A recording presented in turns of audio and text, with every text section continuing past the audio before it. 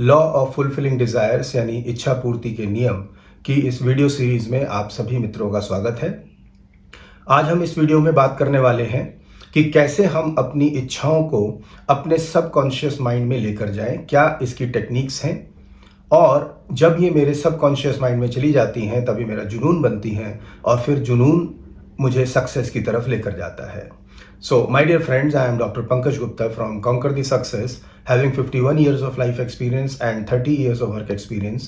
At Conquer the Success, we are committed to take you to new heights of success, health, cordial relations, and unconditional happiness through a 7-dimensional program that includes trainings, counselings, hypnotherapy, past life regression, life between lives, spirituality, and meditation. So, stay connected.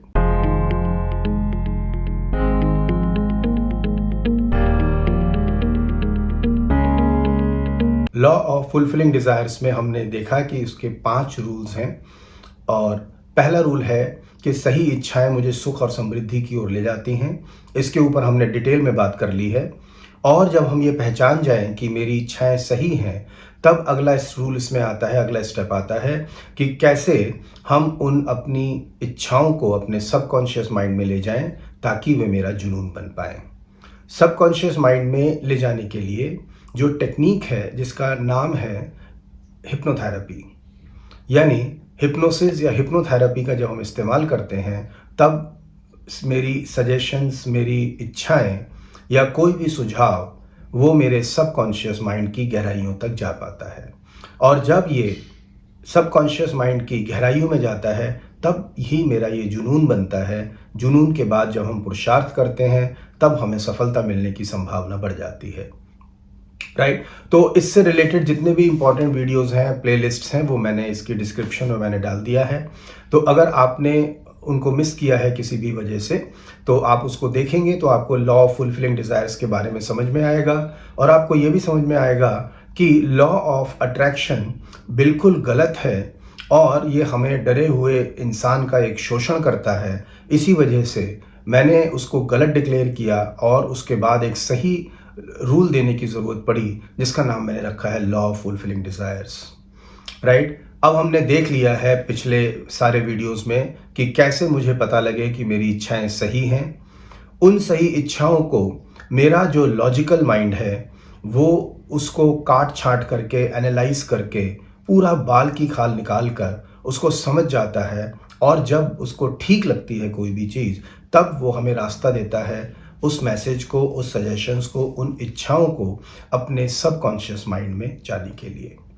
Subconscious mind का access करना, subconscious mind में चीज़ों का जाना, that is known as hypnotherapy. Subconscious mind क्या है? ये हमारा 95% माइंड है जिसके अंदर मेरे सारे फीलिंग्स हैं, मेरी सारी इमोशंस हैं, मेरे सारे एक्सपीरियंसेस हैं, मेरी सारी मेमोरी है, मेरी हैबिट्स वहीं से कंट्रोल होती हैं, मेरे वैल्यू सिस्टम वहीं से कंट्रोल होते हैं, मेरी नॉन वॉलेंट्री फंक्शंस यानी बॉडी के जो फंक्शंस अपने आप होते हैं जैसे सांस आती है, खाना डाइजेस्ट होता है, ये सब चीज़ें मेरा सबकॉन्शियस माइंड कंट्रोल करता है। अब हिप्नोथेरेपी क्या होती है? हिप्नोथेरेपी के क्या फ़ायदे हैं, किन किन जगहों पर इसको हम यूज़ कर पाते हैं, इसकी मैंने पहले वीडियोस बना रखी हैं तो उनके लिंक भी मैं इसमें अटैच कर दूंगा। तो आप देखेंगे तो आपको हिप्नोथेरेपी के बारे में डिटेल में पता लगेगा। आज मैं सिर्फ ये बात करना चाहता हूं कि हिप्नोथेरेपी कैसे काम करती है। राइट, अब आप ऐसे देखें, जैसे मैं आपसे एक उदाहरण दूं या एक एक्सपेरिमेंट करते हैं। आप इमेजिन करें कि आपको कौन सा खाना सबसे ज़्यादा टेस्टी लगता है, कौन सा आपका फेवरेट फूड है, उसको आप याद करें। कुछ लोगों के लिए अचार फेवरेट हो सकता है, आम का अचार, मिर्च का अचार, नींबू का अचार।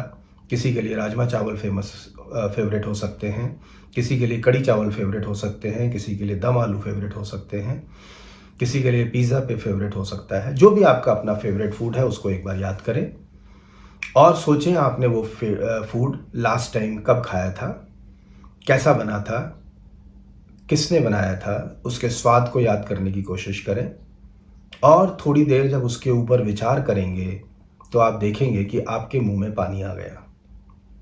राइट, अब मुंह में पानी आ गया, ये तो असली है, पानी रियल है, लेकिन जिस चीज को, फेवरेट फूड को आपने याद किया था वो कहाँ है? वो तो अभी सामने अवेलेबल नहीं है। वो कहाँ है? वो मेरी इमेजिनेशन में है।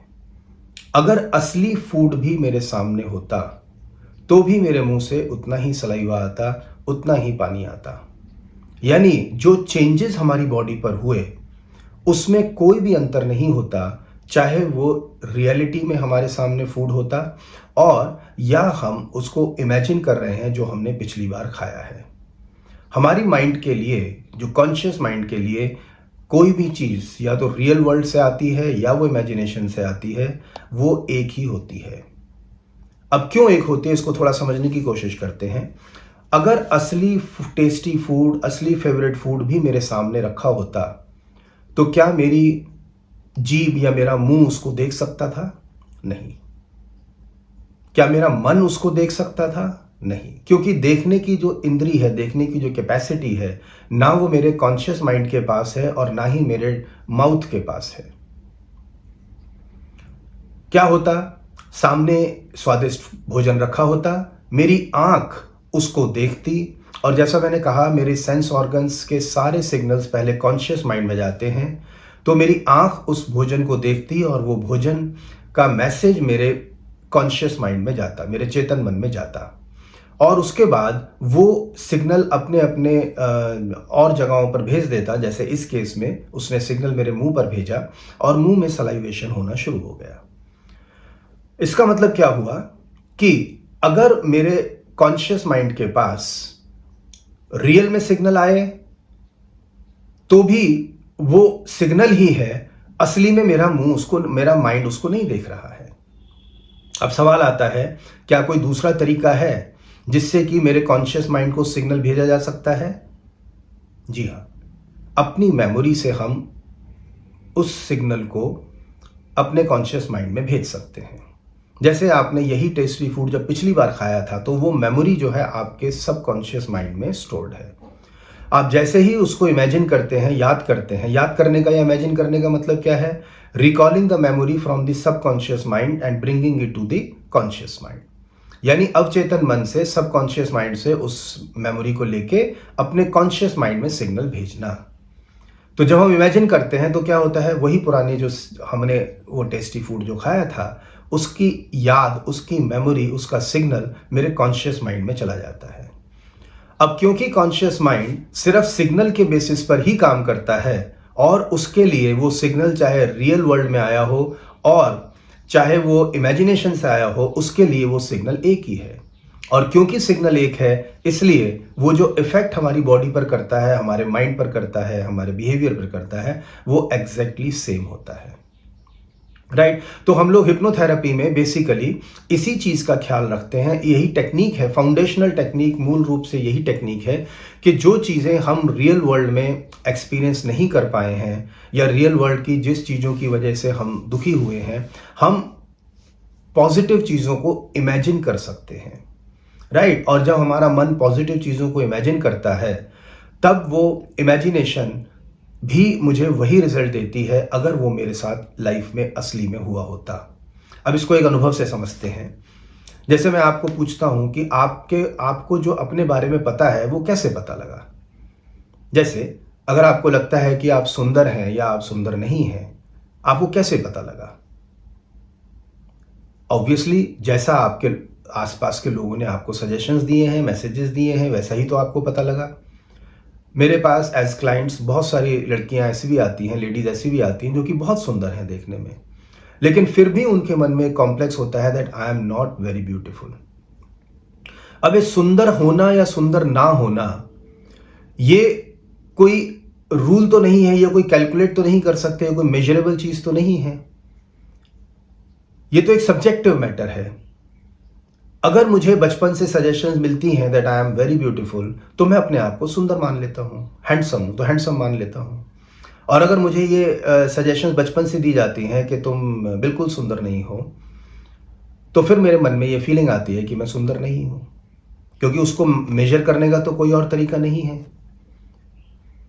अब जब ये सजेशंस मेरे संसार से, बाहर से और लोगों से जब मुझ तक पहुंच गई, तो फिर ऑब्वियसली अब वही मेरे मन में विचार बन जाता है। अब जब मेरे मन में विचार बन गए, कॉम्प्लेक्स बन गया that I am not very beautiful, तो अब ऑब्वियस है कि उस कॉम्प्लेक्स के हिसाब से ही मेरा बिहेवियर होगा।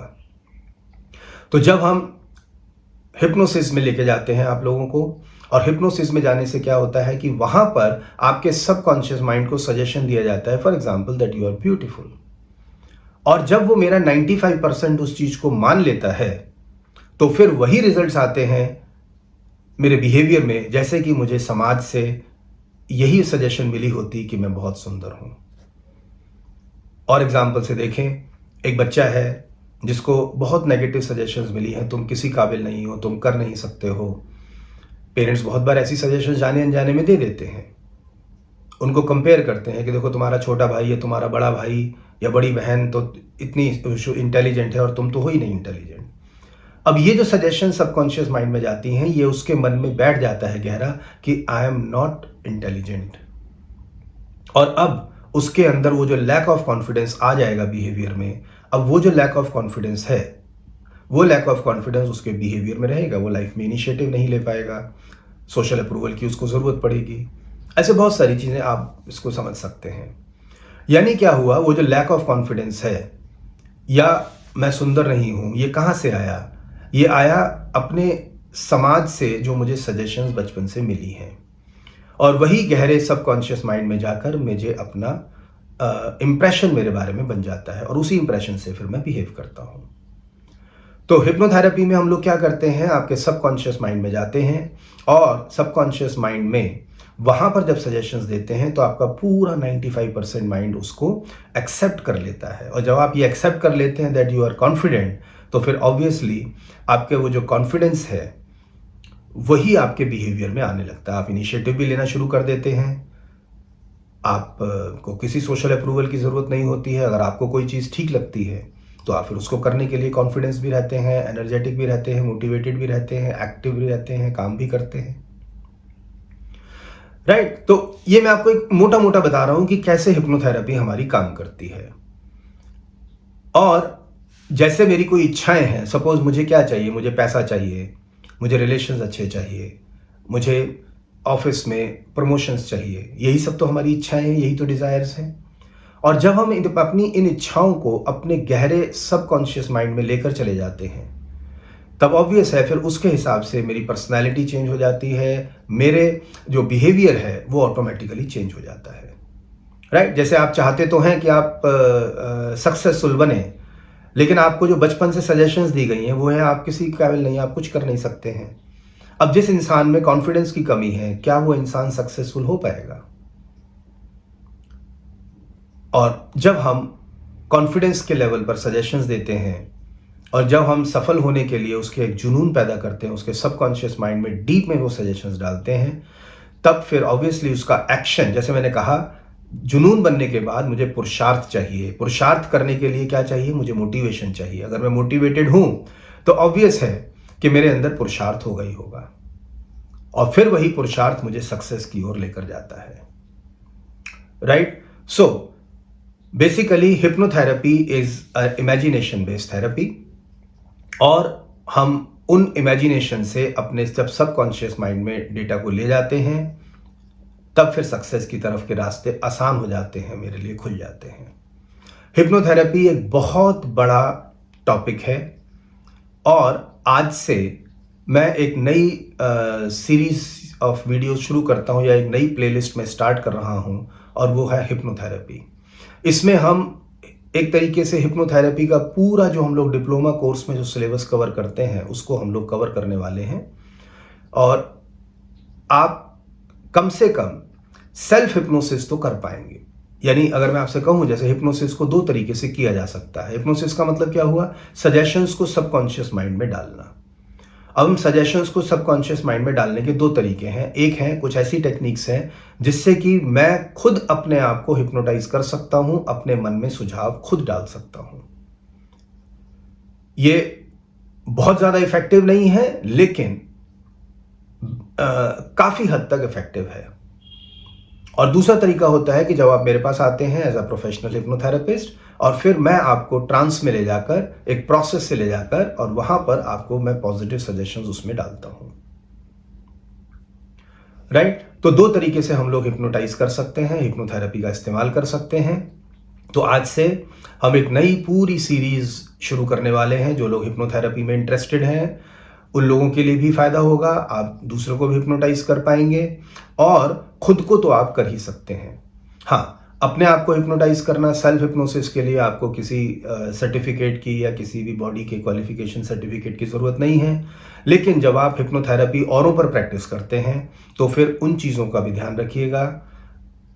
सिर्फ़ मेरे से सीख कर उसको स्टार्ट नहीं करेंगे आप, और जो भी हमारे पास जो लीगैलिटीज़ हैं, जो सर्टिफ़िकेट्स की हमें ज़रूरत पड़ती है, उन सब चीज़ों को आप अरेंज करेंगे। और अगर आप चाहते हैं तो मेरे से भी मदद ले सकते हैं उन सर्टिफ़िकेट्स को अरेंज करने के लिए। मतलब हम लोग पूरा एक डिप्लोमा प्रोग्राम क्लिनिकल हिप्नोथेरेपी का और पास्ट लाइफ रिग्रेशन का हम लोग करवाते हैं। तो जब तक आपके पास वो सर्टिफ़िकेट ना हो, तब तक आप उसको दूसरों पर प्रैक्टिस ना करें। लेकिन नॉलेज तो हमेशा काम आती है। अपने ऊपर तो आप सेल्फ हिप्नोसिस कर सकते हैं, राइट? तो हिप्नोथेरेपी से रिलेटेड आपके मन में कोई भी क्वेश्चंस हैं तो आप कमेंट बॉक्स में डालें, और फिर मैं उनको आने वाले वीडियोस में I will take them up. और फिर मैं अब हर सैटरडे को रात को 9 से 10 बजे तक यूट्यूब पर लाइव आता हूँ। तो वहाँ भी आप मेरे से कनेक्ट करके हिप्नोथेरेपी, माइंड के बारे में, या लॉ ऑफ फुलफिलिंग डिज़ायर्स के बारे में, या किसी भी चीज़ में जो भी आपको अनहैप्पीनेस दे रहा है।